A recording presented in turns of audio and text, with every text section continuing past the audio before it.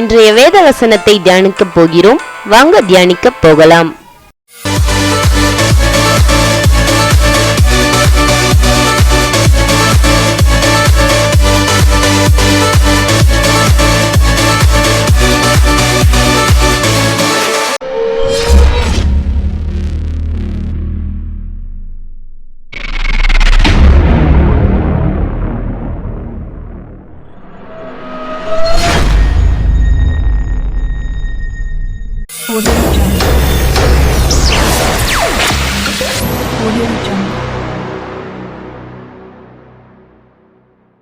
கிறிஸ்துவுக்குள் மிகவும் பிரியமானவர்களே, நமது ஆண்டவராகிய இயேசு கிறிஸ்துவின் நாமத்தினால் உங்களை வாழ்த்துகிறோம். Beloved in Christ, we greet you all in the name of our Lord Jesus Christ. 1 யோவானின் புத்தகம் 5வது அதிகாரம் 14வது வசனம். The book of 1 John chapter 5 verse 14. நாம் எதையாகிலும் அவருடைய சித்தத்தின்படி கேட்டால் அவர் நமக்கு செவி கொடுக்கிறார் என்பதே அவரை பற்றி நாம் கொண்டிருக்கிற தைரியம். This is the confidence we have in approaching God, that if we ask anything according to his will, he hears us.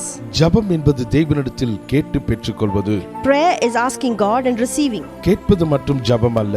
Asking alone is not prayer. கேட்பதும் பெற்றுக்கொள்வதுமே ஜெபம். But asking and receiving is called prayer. மத்தேயு எழுதின சுவிசேஷம் 7வது அதிகாரம் 7வது வசனத்தில் இயேசு இப்படியாக சொல்கிறார். In the Gospel of Matthew chapter 7 verse 7, Jesus says, கேளுங்கள் அப்பொழுது உங்களுக்கு கொடுக்கப்படும் என்று.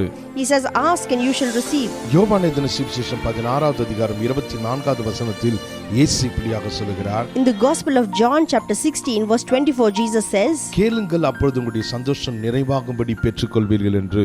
Ask and you will receive so that your joy may be complete. ஆனால் இன்றைக்கு அநேகர் கேட்கிறார்கள், But many people ask today, ஆனால் பெற்றுக்கொள்வது கிடையாது.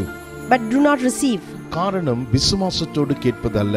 It is because they do not ask with faith. தைரியத்தோடு கேட்பது இல்லை. They do not ask with confidence. தேவனுடைய சித்தத்தின் அடிப்படையில் கேட்பதில்லை. They do not ask based on the will of God. ஆனால் வேதம் சொல்கிறது, நாம் தேவனுடைய சமூகத்தில் ஜெபிக்க செல்லும்போது தைரியத்தோடு செல்ல வேண்டும் என்று. But the Bible says when we approach God in prayer, we should go with confidence. இந்த தைரியம் நமக்கு எப்படி உண்டாகிறது என்றால், If we ask how do we receive this confidence, நம்முடைய ஜெபம் தேவனுடைய சித்தத்தின் அடிப்படையில் இருக்கும்போது, it is when we know that our prayer is according to the will of God. நாம் கேட்பது தேவ சித்தம் என்று அறியும் போது தைரியம் உண்டாகிறது. We receive confidence when we know that we ask according to his will. வேதம் தேவனுடைய சித்தத்தை குறித்த புத்தகமாய் இருக்கிறது. The Bible is a book that talks about the will of God. தேவனுடைய வசனத்தின் அடிப்படையில், தேவனுடைய வார்த்தையின் அடிப்படையில் நாம் ஜெபிக்கும்போது, When we pray based on the word of God and based on his promises, அவருடைய சித்தத்தின்படி ஜெபிக்கிறோம். அவருடைய சித்தத்தின்படி ஜெபிக்கும்போது ஒரு மிகப்பெரிய தைரியம் உண்டாகிறது. we pray according to his will, and when we pray according to his will, we receive confidence. இந்த தைரியம் எப்பொழுது நமக்கு உண்டாகிறது என்றால், If we ask how do we receive this confidence, தேவனுடைய வாக்குத்தத்தங்களை நாம் புரிந்து கொள்ளும்போது, it is when we understand the promises of God. வாக்குத்தத்தங்கள் தேவன் நம்மை குறித்து வைத்திருக்கும் சித்தத்தை வெளிப்படுத்துகிறதா இருக்கிறது. The promises of God reveals the will of God. ஆதலால் தான் இயேசு மார்க் எழுதின சுவிசேஷம் 11வது அதிகாரம் 24வது வசனத்தில் இப்படியாக சொல்கிறார். That's why in the Gospel of John chapter 11 verse 24, Jesus says, நீங்கள் ஜெபம் பண்ணும்போது எவைகளை கேட்டுக்கொள்வீர்களோ அவைகளை பெற்றுக்கொள்வோம் என்று விசுவாசியுங்கள், அப்பொழுது அவைகள் உங்களுக்கு உண்டாகும் என்று சொல்லுகிறேன். Therefore I tell you, whatever you ask for in prayer, believe that you will receive it and it will be yours. பெற்றுக்கொள்வோம் என்று விசுவாசிப்பது நிகழ்காலத்தில் நடக்கிறது. What happens in the present is believing what you asked for. பெற்றுக்கொள்வது எதிர்காலத்தில் நடக்கிறது. And to receive happens in the future. நாம் ஜெபிக்கும்போது பெற்றுக்கொள்வோம் என்று விசுவாசிக்க வேண்டும் என்று இயேசு சொல்லுகிறார். Jesus tells us that we should believe that we will receive when we pray. அதாவது இன்று பதிலை பெற்றுக்கொள்ளவில்லை. That means today you have not received your answer. நாம் பதிலை காணவில்லை. You can't see an answer. ஆனால் பதிலை பெற்றுக்கொள்வோம் என்று விசுவாசிக்கிறோம். But you believe that you will receive your answer. இதைத்தான் 1 யோவானின் புத்தகம் 5வது அதிகாரம் 14வது வசனம் 15வது வசனத்தில் யோவான் இப்படியாக சொல்லுகிறார். In the book of 1 John chapter 5 verse 14 and 15, John says, நாம் எதையாகிலும் அவருடைய சித்தத்தின்படி கேட்டால் அவர் நமக்கு செவி கொடுக்கிறார் என்பதே அவரை பற்றி நாம் கொண்டிருக்கிற தைரியம். நாம் எதை கேட்டாலும் அவர் நமக்கு செவி கொடுக்கிறார் என்று நாம் அறிந்திருந்தோமானால் அவரிடத்தில் நாம் கேட்டவைகளை பெற்றுக்கொள்வோம் என்று அறிந்திருக்கிறோம். This is the confidence that we have in approaching God, that if we ask anything according to his will, he hears us. And if we know that he hears us, whatever we ask, we know that we have what we asked of him.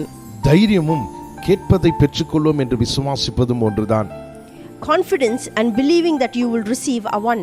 இன்று அநேகருடைய பிரச்சனை என்னவென்றால், If you ask what is the problem for many, தேவனுடைய வாக்குத்தத்தத்தின்படி கேட்டால் அதை நாம் பெற்றுக்கொள்வோம் என்று விசுவாசிக்க முடியவில்லை. they can't believe that if they pray according to the promises that they will receive it. தேவனுடைய வாக்குத்தத்தத்தை குறித்த ஒரு நிச்சயம் இல்லை, ஒரு வெளிப்பாடு இல்லை.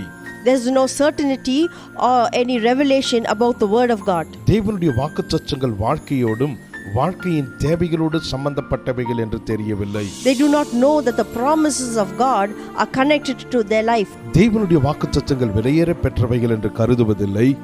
They do not consider the promises of God precious. அநேகருடைய வாழ்க்கையில் வசனத்துக்கு முதலிடம் கொடுப்பதில்லை. They do not give priority to the word of God. சத்தியத்தை அறிந்து கொள்வதில்லை. They do not know the truth of God. எப்படியாவது எதையாகிலும் செய்து தேவனுடைய கவனத்தை தங்கள் பக்கம் திருப்பி, In order to get the attention of God, they do something. பதிலை பெற்றுக்கொள்ள வேண்டும் என்று நினைக்கிறார்கள். And they think they can receive an answer to their prayer. வாக்குத்தத்தங்களை பற்றி கொள்ளாவிட்டால் பிறகு தைரியம் இருக்காது. If you can't hold on to the promises, you will not have confidence. பெற்றுக்கொள்வோம் என்று விசுவாசிக்க முடியாது. And you can't believe that you will receive. பெற்றுக்கொள்வோம் என்று விசுவாசிக்காவிட்டால் உங்களால் ஒன்றும் பெற முடியாது. And if you can't believe that you will receive, then you can't receive anything. ஆகையால் ஜெபிக்கும்போது தைரியம் இருக்க வேண்டும். So when you pray, you need confidence. நான் கேட்பது தேவனுடைய சித்தம் தான் என்கிற உறுதி இருக்க வேண்டும். And you should be sure that it is based on the will of God. இந்த தைரியத்தையும் விசுவாசத்தையும் தேவனுடைய வார்த்தை நமக்கு தருகிறது. The word of God gives us confidence and faith. தேவனுடைய வாக்குத்தத்தங்கள் நமக்கு தருகிறது. The promises of God gives them. ஆகையால் தேவனுடைய வார்த்தையை பற்றிக்கொள்வோம். Therefore, let's hold on to the promises of God. தேவனுடைய வாக்குத்தத்தங்களின் அடிப்படையில் ஜெபிப்போம். And let's pray based on the promises of God. கண்களை மூடி ஜெபிப்போமா? Shall we close our eyes in prayer? எங்களை அதிகமாக நேசிக்கிற எங்கள் அன்பின் பரலோக பிதாவே, Our loving heavenly Father, நம்முடைய குமாரனாகிய இயேசு கிறிஸ்துவின் மூலமாய் உம் அண்டையில் வருகிறோம். we come to you through your son Jesus Christ. நீர் எங்களுக்கு கொடுத்த விலையேற பெற்ற வாக்குத்தத்தங்களுக்காக உம்மை ஸ்தோத்திரிக்கிறோம். We thank you for your precious promises. உம்முடைய வார்த்தைகளுக்காக உம்மை We ஸ்தோத்திரிக்கிறோம். thank you for your word. அவைகள் மூலமாய் எங்களை குறித்த உம்முடைய சித்தத்தை வெளிப்படுத்தினதற்காக உம்மை ஸ்தோத்திரிக்கிறோம். And through them we thank you for revealing to us your will. உம்முடைய சித்தத்தை அறிந்தவர்களாய் தைரியமா ஜெபிக்க அனுக்கிரகம் செய்ததற்காக உம்மை ஸ்தோத்திரிக்கிறோம். We thank you for giving us the confidence to pray based on your word. ஜெபிக்கிறவர்களாய் மாத்திரமல்ல பதிலை பெற்றுக்கொள்கிறவர்களாய் இருக்க கிருபை செய்ததற்காக உம்மை ஸ்தோத்திரிக்கிறோம். Thank you for giving us the grace to not only pray but to receive answers to our prayer. எல்லா கனத்தையும் மகிமையும் உமக்கு செலுத்துகிறோம். We give you all glory and honor. இயேசுவின் நாமத்தில் ஜெபிக்கிறோம் எங்கள் ஜீவனுள்ள நல்ல பிதாவே. In Jesus' matchless name we pray. Amen. Amen. கர்த்தர் உங்களை ஆசீர்வதிப்பாராக. May God bless you.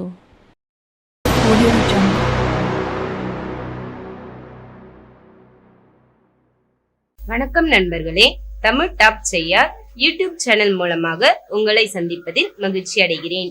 இன்றுதான் புதிதாக சேனலை பார்க்கிறீர்கள் என்றால் சப்ஸ்கிரைப் பண்ணுங்க, லைக் பண்ணுங்க, ஷேர் பண்ணுங்க. தொடர்ந்து சேனலை பாருங்க.